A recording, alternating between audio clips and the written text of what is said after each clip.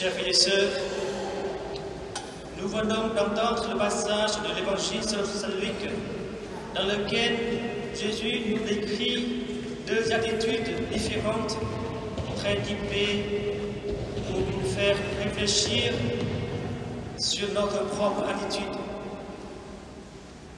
Et nous allons découvrir probablement que nous adoptons l'une ou l'autre suivant les jours. Regardons de près maintenant les deux personnages.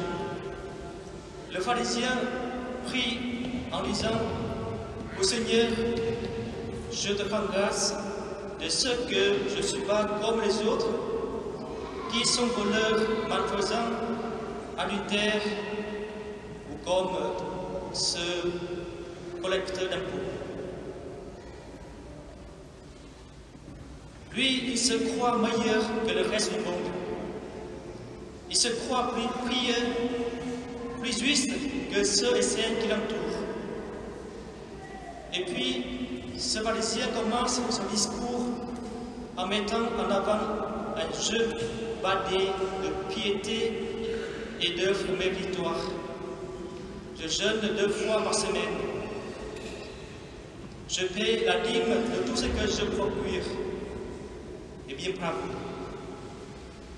Il est parfait et irréprochable. Or, ce n'est pas une prière, c'est plutôt une contemplation de lui-même, une contemplation satisfaite. C'est un champignon du jugement et des étiquettes collées sur le dos des autres. Le pharisien n'a pas besoin de prier du Seigneur.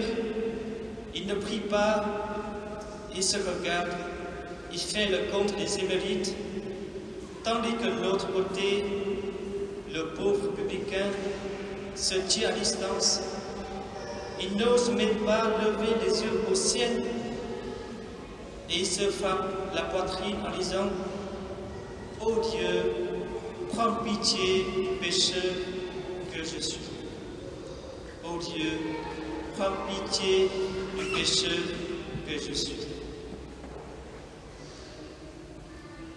Il se rend compte de sa pécheresse, sa misère et sa pauvreté devant le Seigneur et il devient juste. Dans la première lecture, Sira le sage disait que le Seigneur ne défavorise pas le pauvre, il écoute la prière de l'opprimé.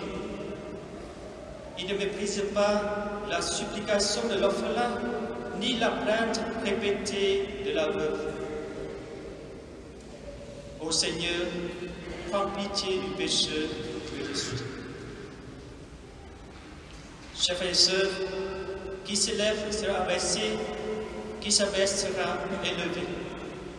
S'abaisser, se reconnaître tout petit, c'est être simplement vrai devant Dieu. C'est se rendre compte de la précarité et de vulnérabilité de l'être humain. Saint Luc évangéliste disait bien au début du texte de l'évangile aujourd'hui que cette parole est à l'adresse de certains qui étaient convaincus d'être justes et qui méprisaient les autres. L'orgueil mondain cherche à acquérir la première place au dépens des autres. L'orgueil religieux s'élève dans ses pensées en usurpant la place due à Dieu et par ce fait estime ses frères pour lui. L'orgueil mondain et l'orgueil religieux. Chers frères et sœurs, aujourd'hui, la famille d'Ethan est dans la joie car son fils sera baptisé. Et toute la communauté chrétienne se réjouit aussi de cet événement car nous aurons un nouveau membre.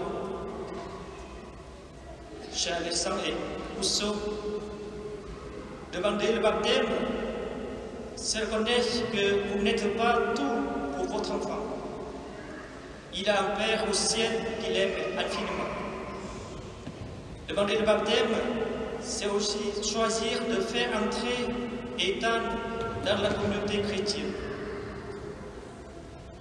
Et le baptême est le plus beau cadeau que vous puissiez offrir à votre fils. Et si nous demandons ce cadeau si nous demandons le cadeau pour Ethan, est-ce que nous croyons qu'il y a quelque chose à recevoir?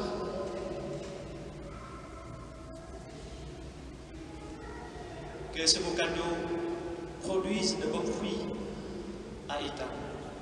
Et cela dépend de votre responsabilité, votre engagement personnel, votre disponibilité, votre prière, etc.